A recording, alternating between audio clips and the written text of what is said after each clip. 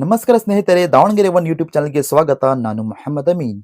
COVID-19 ಸಾಂಕ್ರಾಮಿಕದ ಆರಂಭಿಕ ದಿನಗಳಲ್ಲಿ ಭಾರಿ ವಿವಾದಕ್ಕೆ ಸಿಲುಕಿದ್ದ ತಬ್ಲೀಗ್ ಜಮಾಯತ್ ಸಮಾವೇಶಕ್ಕೆ ಸಂಬಂಧಿಸಿದಂತೆ ವಿದೇಶಿಯರಿಗೆ ಆಶ್ರಯ ನೀಡಿದ ಆರೋಪದ ಮೇಲೆ 70 ಭಾರತೀಯ ಪ್ರಜೆಗಳ ವಿರುದ್ಧ ದಾಖಲಾಗಿದ್ದ ಒಟ್ಟು 16 ಪ್ರಕರಣಗಳನ್ನು ದೆಹಲಿ ಹೈಕೋರ್ಟ್ ಗುರುವಾರ ರದ್ದುಗೊಳಿಸಿದೆ. ನ್ಯಾಯಮೂರ್ತಿ ನೀನಾ ಬನ್ಸಲ್ ಕೃಷ್ಣ ಅವರ ಈ ಐತಿಹಾಸಿಕ ಆದೇಶವು ಲಾಕ್ಡೌನ್ ನಿಯಮಗಳ ಉಲ್ಲಂಘನೆ ಮತ್ತು ಸಾಂಕ್ರಾಮಿಕ ಹರಡುವಿಕೆಯ ಆರೋಪಗಳನ್ನು ಎದುರಿಸುತ್ತಿದ್ದ ನೂರಾರು ಜನರ ಕಾನೂನು ಹೋರಾಟಕ್ಕೆ ನಿರ್ಣಾಯಕ ತಿರುವು ನೀಡಿದೆ. ಈ ಪ್ರಕರಣಗಳ ಮೂಲವು 2020ರ ಮಾರ್ಚ್ ತಿಂಗಳಿಗೆ ಸೇರಿದೆ.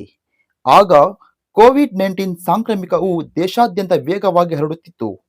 ದೆಹಲಿಯ ನಿಜಾಮುದ್ದೀನ್ನಲ್ಲಿರುವ ತಬ್ಲೀಗಿ ಜಮಾಅತ್ನ ಮರ್ಕಜ್ ನಲ್ಲಿ ಬೃಹತ್ ಧಾರ್ಮಿಕ ಸಮಾವೇಶವೊಂದು ನಡೆದಿತ್ತು.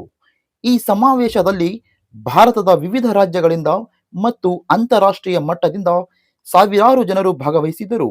ಆದರೆ ಕೋವಿಡ್-19 ಹರಡುವಿಕೆಯ ಅಪಾಯವಿದ್ದರೂ ಸಮಾವೇಶ ನಡೆದಿದೆ ಎಂದು ಆರೋಪಿಸಲಾಯಿತು.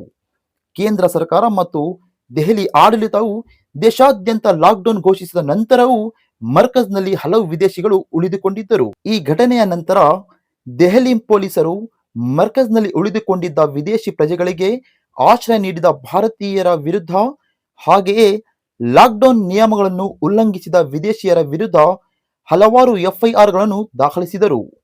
ಒಟ್ಟು 16 ಎಫ್ಐಆರ್ಗಳಲ್ಲಿ 70 ಭಾರತೀಯರನ್ನು ಆರೋಪಿಗಳೆಂದು ಹೆಸರಿಸಲಾಗಿತ್ತು. ಆರೋಪಗಳ ಪ್ರಕಾರ ಕೋವಿಡ್-19 ಸಾಂಕ್ರಾಮಿಕದ ಮೊದಲ ಅಲೆಯ ನಿರ್ಣಯ ಸಮಯದಲ್ಲಿ ಈ ಭಾರತೀಯ ಪ್ರಜೆಗಳು ತಬ್ಲೀಗಿ ಜಮಾಯತ್ಗೆ ಸೇರಿದ 190ಕ್ಕೂ ಹೆಚ್ಚು ವಿದೇಶಿಯರಿಗೆ ತಮ್ಮ ಮನೆಗಳಲ್ಲಿ ಅಥವಾ ಇತರ ಸ್ಥಳಗಳಲ್ಲಿ ಆಶ್ರಯ ನೀಡಿದ್ದರು.